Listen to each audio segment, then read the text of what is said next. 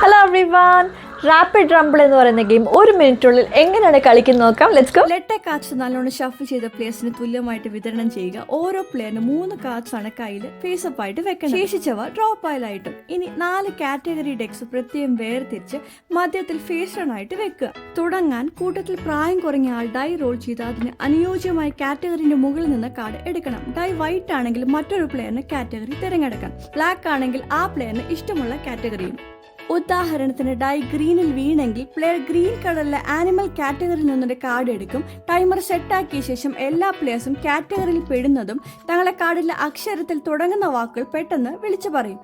ഇങ്ങനെ പരമാവധി letter cards discard ചെയ്യാനായിട്ട് ശ്രമിക്കും. സെയിം റൗണ്ടിൽ ഒരേ ഉത്തരം ആവർത്തിക്കാൻ പാടില്ല. അതായത് 2 P വന്നാൽ പാൻഡ, പോലാബിയർ എന്നാണ് പറയേണ്ടത്. പക്ഷെ പാൻഡ 2 പ്രാവശ്യമായിട്ട് യൂസ് ചെയ്യാനായിട്ട് പാടില്ല. ടൈമർ തീർന്നാൽ അടുത്ത പ്ലെയർ ഡൈ റോൾ ചെയ്ത് പുതിയ റൗണ്ട് ആരംഭിക്കും. ഇങ്ങനെ ക്ലോക്ക് വൈസ് കളി തുടരും.